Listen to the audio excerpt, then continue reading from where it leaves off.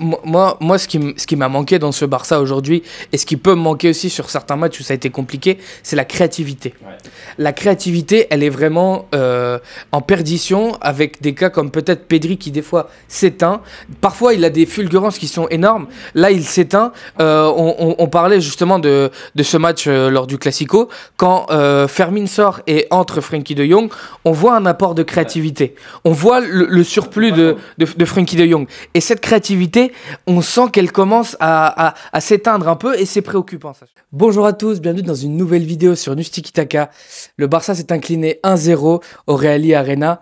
Le Barça a subi aujourd'hui sa deuxième défaite en Liga, troisième de la saison. Je suis avec Sacha. Comment ça va, Sacha? Bah écoute Pierrot, ça va mal là. En plus on est à chaud, le match vient de se terminer. Franchement, deuxième défaite de la saison, tu l'as dit. Au final, ça, on finit cette période un peu féerique par une défaite qui...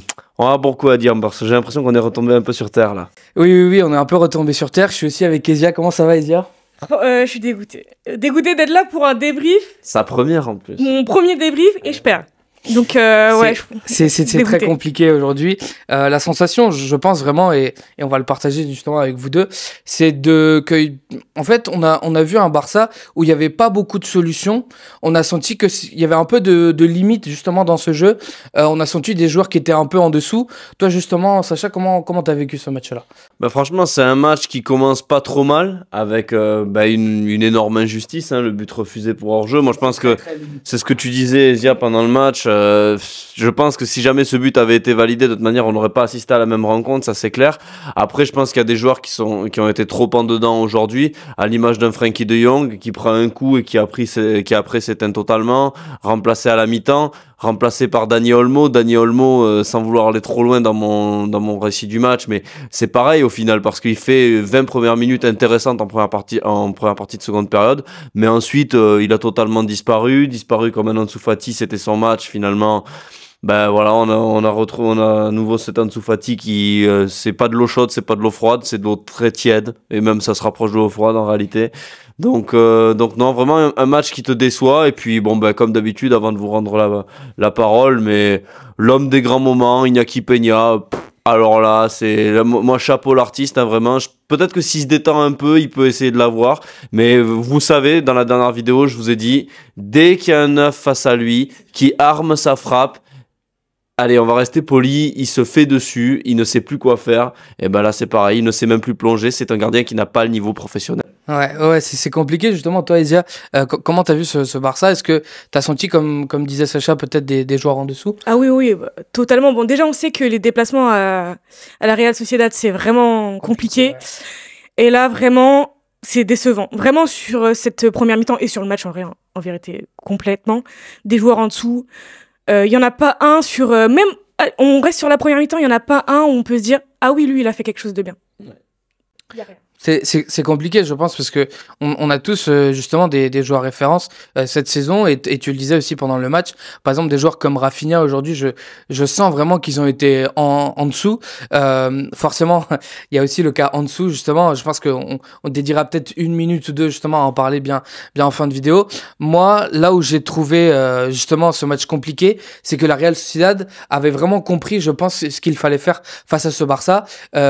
Justement, quand le Barça arrivait à trouver des hommes entre les lignes, que ce soit Olmo, Pedri ou tout ça, ils arrivent vraiment à faire une pression constante sur les deux joueurs, où en fait les joueurs n'avaient pas de solution. On a vu un Pedri quand même qui était en dessous de son niveau. Olmo, tu l'as dit, et nous on l'a dit pendant qu'on regardait le match, il faisait de bonnes choses, il arrivait à combiner concrètement. On a aussi senti que Lewandowski par moment avait justement ce rôle de décalage et de pouvoir trouver enfin une solution. Enfin, moi, ce que je voulais dire sur ce match-là, et on le disait aussi pendant la rencontre, c'est qu'on a senti justement l'absence de Lamine Yamal, Sacha. Ah mais tout à fait, ça s'est ressenti avec Koundé qui, pour moi, au final, Koundé c'est peut-être le meilleur joueur de la rencontre côté Barça. Avec Inigo pour moi. Il a quand même réussi à essayer d'amener le ballon un peu devant. On sent qu'il a un apport offensif qui s'améliore de match en match, mais là il a été orphelin de son petit génie, voilà, de ce duo qui se comprend si bien. Avec Fermin, c'était pas la même chose, mais on peut pas en vouloir à Fermin. Fermin c'est pas son poste, c'est pas un ailier droit. Voilà, c'est pas ses repères. Et mais voilà, Lamine Yamal, Yamal n'était pas titulaire à Osasuna lors de la première défaite. Lamine Yamal n'est pas là, deuxième défaite. Encore une fois, voilà, on voit que c'est vraiment peut-être tout simplement le meilleur joueur de cette équipe, sans grand doute. Et c'est vrai qu'il a vraiment manqué parce que dans ce schéma, on voit que le Barça a vraiment besoin de jouer avec deux ailiers pour déséquilibrer en permanence la défense adverse. Oui. Sinon, ça devient plus facile à lire. Ils peuvent plus facilement monter sur les joueurs, comme tu l'as très bien dit, et ils t'annihilent en fait toutes tes opportunités parce que aujourd'hui, en plus, dans un match où à peu près tous les joueurs étaient un cran en dessous, moi, il y a un joueur qui est pareil, je veux pas lui jeter la pierre, mais bon, Casado, par exemple, au milieu de terrain, il a paru, moi, il me paru un peu débordé, voilà. Sacha, tous comme ça, mais parce que Pedri, Frenkie, mais parce que pour moi, le Barça Flick, c'est de l'hypercute football, en fait. C'est-à-dire que tu vas m'en mettre une, mais je vais t'en mettre une autre, je vais t'en mettre une deuxième et une troisième. Sauf que le problème, c'est que quand il te manque un ailier, c'est comme si tu es sur un ring de boxe, mais t'as ta gauche ou ta droite. Et donc ça, au bout d'un moment, ton adversaire, il va lire ton jeu. Il va savoir que tu vas l'attaquer qu'avec un seul de tes points. Et du coup, il va se mettre facilement en face de toi de 3/4 sur celui qui pourra contrer, et après il essayera de t'annihiler. Eux, ils étaient dans un grand jour aussi. Kubo, quel joueur Kubo. Kubo, ouais. Très très fort. Justement, toi, on parlait de ce cas de Lamine Yamal. Toi aussi, t'as vraiment ressenti ce manque. Ouais, vraiment totalement. On l'a vu à Osasuna qui est, comme tu disais, pas titulaire. Mais c'est fou quand même que un gamin de 17 ans ait autant d'impact pour notre équipe. Mais ouais, totalement. C'est compliqué parce que, comme tu disais, moi, au-delà du fait que le Barça a fait un match très moyen, je sens que la Real aussi a fait un match très réussi, à l'image de, comme on disait, de Kubo, qui a été vraiment très très bon. Comme je disais aussi quand tu faisais l'intervention, je pense que il y a pas vraiment un joueur qui se sauve aujourd'hui. J'aurais peut-être aimé voir rentrer Gavi un peu avant. Après c'est choix personnels. Maintenant, moi, je voulais parler aussi d'un cas où on le disait pendant le match, Sacha, que c'était peut-être son moment. Moi, je disais, et je le disais à Ezia, d'ailleurs, je te le disais, ça, c'est un message en dessous. J'ai confiance en toi, tu vas rentrer. Et au final, Ansu Fati n'a pas pu concrétiser, Sacha.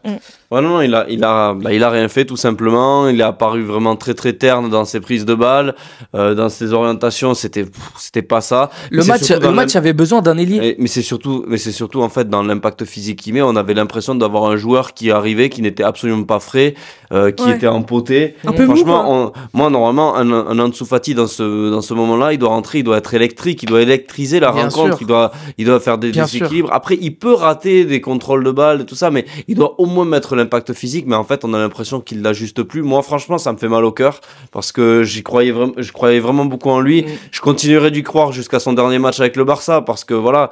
Mais c'est vrai que là, c'est quand même compliqué. Le raté face au Sevilla de la tête, son entrée qui était pas si folle face à l'Espagnol, et là vraiment ça fait beaucoup de chance, c'était son moment parce qu'en plus Ferran Torres il est absent, donc là tu sens que c'est vraiment la première option offensive quand il y a besoin de faire sortir quelqu'un. Et malgré tout, il n'arrive pas à concrétiser ça. Et aujourd'hui, l'image qu'il a donnée, c'est vraiment, vas-y, je suis dans le rythme d'une équipe qui va lentement mais sûrement perdre ce match-là. Et ça, c'est un vrai problème. Autant tu as un joueur comme Fermin qui peut, même s'il fait pas un super match aujourd'hui, il a montré qu'en fait, à chaque fois qu'on lui donnait sa chance ou presque, il était décisif, il était bon. Et lui, non, en dessous, c'est compliqué. C'est compliqué. Toi, justement, Ezia, qu'est-ce que tu en as pensé et aussi sur le cas aussi un peu en dessous. Ouais, je suis 100% d'accord. En fait, le problème, c'est que Flick a donné ses chances. Ouais. Et qu'à un moment donné, on va arriver à épuisement des chances. Là, malheureusement, c'était un match aussi où il fallait qu'il rentre dedans et il fallait qu'il ait de l'impact. Et encore une fois, on a vu un Ansu Fati, malheureusement, vraiment à contre-cœur, en dessous. Donc, sans mauvais jeu de mots. Sans mauvais jeu de mots, mais oui, c'est sûr. Ouais. Et puis, sur son cas, voilà, ça va être, je sais pas. Franchement, sur la suite, je sais pas du tout. C'est compliqué, hein. C'est compliqué. Et tu parlais de Fermin. Moi, je veux forcément en parler de Fermin. Vous savez, l'amour que je porte pour ce joueur. Mais aujourd'hui, il a pas été mis dans les bonnes dispositions. Il était, des fois, il y est droit, des fois, il y est gauche. Il alternait avec. Il a fait ce qu'il a pu. En fait, malgré le fait que Fermin ce soit un profil offensif, tu peux pas le mettre à jouer ailier. Aujourd'hui, c'était un peu un cas pas de secours parce qu'il y avait pas Lamine Yamal, il fallait mettre Fermin ailier, mais au final, on a vu qu'il avait pas les automatismes. On a senti que comme on le disait aussi avec Koundé, il y avait pas cette alchimie qu'il y a avec Lamine Yamal. Et au final, c'est tout à fait ce que tu disais de l'uppercut. T'as pas les deux côtés et au final, ça te pénalise. C'est ça. Ben écoute, moi je pense qu'on peut conclure sur un Barça qui est juste rattrapé par sa réalité. Au final, on a vu une équipe qui nous a fait rêver pendant match après match. Mais voilà, une absence. On se retrouve très très court au niveau de l'effectif et le coach peut pas non plus forcément toujours mettre en place ce qu'il aurait envie de mettre en place. Voilà, son football il est un peu impacté. Regarde, on voit ça avec Lamine Yamal aujourd'hui qui est absent, mais si par exemple Koubarsi n'avait pas pu jouer, qui aurait accompagné Inigo Martinez? C'est pareil, tant que les deux centraux, Christensen et Araujo, sont pas revenus, t'es aussi court derrière, pour le moment ça tient, voilà, mais devant, en termes de profil, et malheureusement, il y a des joueurs qui ne sont pas au niveau comme moi ce qui m'a manqué dans ce Barça aujourd'hui, et ce qui peut me manquer aussi sur certains matchs où ça a été compliqué, c'est la créativité. La créativité, elle est vraiment en perdition avec des cas comme peut-être Pedri qui des fois s'éteint. Parfois, il a des fulgurances qui sont énormes. Là, il s'éteint. On parlait justement de ce match lors du Classico. Quand Fermin sort et entre Frenkie de Jong, on voit un apport de créativité. On voit le surplus de Frenkie de Jong. Et cette créativité, on sent qu'elle commence à s'éteindre un peu et c'est préoccupant, ça. Ouais, c'est préoccupant. Bon, écoute, en tout cas, là, il y a la trêve qui arrive. C'est sûr, c'est dommage de finir comme ça et d'avoir 2 semaines un peu de rien, de rester sur ce goût un peu amer. À voir ce qui va se passer. On espérera bien sûr pas de blessure. Maintenant, au niveau de la créativité, bon, il y en a quand même eu énormément. Comme tu as dit, en seconde période face au Real Madrid, c'était pas non plus si loin que ça. Il y a eu Lamine Yamal t'apporte cette créativité. Voilà, exactement. Il y en a eu face au Bayern. Bon, c'est sûr qu'après, si on prend la seconde mi-temps face à l'Espagnol lors du derby et un peu ce match qui est difficile à comptabiliser parce que l'adversaire était faible face à l'Étoile Rouge. Oui, c'est vrai, il peut y avoir on peut être inquiet maintenant. Bon, ça arrive de juste passer à côté. La Real Sociedad à domicile, comme tu l'as très bien dit, Ezia, c'est jamais facile non plus, même si tu t'es arrivé à t'imposer dans les années précédentes sur des 1-0 et ce magnifique 6-1 sous Coman, on s'en souviendra longtemps de ce match-là. En noir aussi, bon, là, ça nous a pas porté autant de chance, mais voilà. Bon, pour moi, de toute façon, c'est un match juste à oublier. Oui. Et espérons quand même que cette trêve, c'est difficile, mais là il faut un autre gardien, quoi. Là, ça c'est pas possible. Ouais, parce que dans un match comme ça, ton gardien il est censé te sauver, et ce mec-là ne peut rien sauver. Ezia sur le gardien, c'est compliqué. Ouais, c'est compliqué. Bon, il fait quelques arrêts, mais voilà. C'est pas assez. C'est pas assez. On demande pas. En fait, on demande plus. On demande vraiment plus. Et Inaki Peña, en fait, comme tu l'as dit tout à l'heure, il voit le joueur arriver, il se fige. Et on peut plus, c'est plus possible. En fait, moi j'ai du mal, hein, et les conversations qu'on a avec Sacha, c'est un peu moi qui défends Inaki Peña et lui qui l'attaque. Moi, en fait, j'ai toujours été dans cette logique et je le suis encore si tu l'attaques plus, il va être encore pire, tu vois. Mais en fait, le souci vraiment, c'est que il nous donne pas des arguments pour vraiment le défendre. Comme tu disais, et je crois que le disait aussi Ezia, sur le but de la Real Sociedad, il reste figé. Et en plus, il ne fait même pas l'action de mettre la main, tu vois. Il est directement battu. C'est tétanisé. Il est tétanisé. Et qu'est-ce que tu veux faire? Mais qu'est-ce que je te disais? C'est un gardien qui n'a pas le niveau professionnel. Je sais que c'est dur, ce que je veux dire, parce que on pourra me ressortir les arrêts face au Real Madrid, tout ça. C'est sur lui. Il a un corps. Donc forcément, quand t'as un corps, le ballon, il te passe pas à travers. Mais c'est la vérité. Il n'a pas le niveau professionnel. Ça n'est pas une question de confiance. C'est juste une question de niveau intrinsèque, ce gardien-là. Et il pénalise l'équipe, et au bout d'un moment, le football, c'est quelque chose de sérieux. Cette saison, tu as une équipe qui est fantastique et qui peut faire des choses. On ne peut pas la pénaliser avec un gardien passoire à ce point. C'est pas possible. Moi, le souci vraiment est... Et je pense que sur ça, on n'est pas d'accord. C'est la question de la confiance. Moi, je pense que tu peux améliorer, même si ce n'est pas le niveau que devrait atteindre dans ces cas-là, depuis le Classico, il aurait dû nous faire au moins des matchs où il nous a rassurés. Au contraire, à chaque match depuis le Classico, tu te dis, mais c'est pas possible. Il en prend 4 face à l'Espagnol, il en prend 3 face à l'Étoile Rouge, où il est ridicule à souhait. Et aujourd'hui, il ne sait même pas plonger quand un joueur arme face à lui. Non. C'est pas une question de confiance, c'est une question de niveau. En fait, justement, c'est là où je dis justement qu'il nous donne pas des éléments pour le défendre. Et c'est vraiment compliqué, je pense, parce que on sent que Flick mis sur lui, entre guillemets. Alors, on ne sait pas pourquoi. Peut-être parce qu'il voit que Szczęsny, justement, n'est pas au niveau. Est-ce qu'il va le mettre pendant la Copa? Est-ce que justement ce catch sera un match déclic? On le verra par la suite. C'est ça. Après, bon, il y a deux facteurs. Déjà, le réel état de forme de Szczęsny, qui était en retraite, tout ça. Donc, je pense qu'il veut y aller, mollo aussi. Et puis bon, ça reste quand même, mine de rien, désavouer ton numéro 1. C'est très très compliqué. Surtout quand l'équipe gagne. Donc bon, voilà, il y a des arguments pour comprendre, mais le problème c'est que tu es trop dans la compréhension avec un joueur, je le redis, qui te pénalise. Aujourd'hui, c'est malheureux à dire, mais il y a des joueurs dans cet effectif-là, ils sont pas au niveau et ils pénalisent leurs coéquipiers. Encore une fois, bon, c'est parce qu'il n'y a pas d'autres remplaçants, mais Ansu Fati aujourd'hui, moi je vais pas le mettre dans la même case qu'Iñaki Peña, bien évidemment que non, mais c'est trop insuffisant. Oui. Il y a des jeux, c'est trop insuffisant. Enfin bon. Voilà, je pense qu'on a fait le tour. Je sais pas si tu voulais rajouter quelque chose. Non, je suis complètement d'accord sur ce que vous dites avec Iñaki Peña. Malheureusement, c'est comme tu l'as dit, sortir son gardien, du coup numéro 1 pour la confiance, c'est chaud. Donc c'est compliqué. Et vu qu'il en manque déjà. Ouais, vu qu'il en manque déjà, on va pas me remettre le couteau.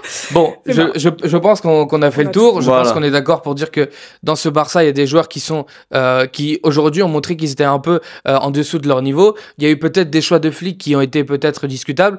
Je pense que c'est pas un drame, malgré la défaite, c'est pas un drame. Ce Barça va continuer, je pense, à gagner. Tu restes le leader. Voilà. Ça met une alerte, quoi, une petite alerte. Ça met une petite alerte. Nous, on se quitte justement sur cette fin de mots de Edia. C'est une petite alerte. Et donc, on se retrouve, nous, dans une prochaine vidéo. Merci à tous et Visca Barça. Visca Barça.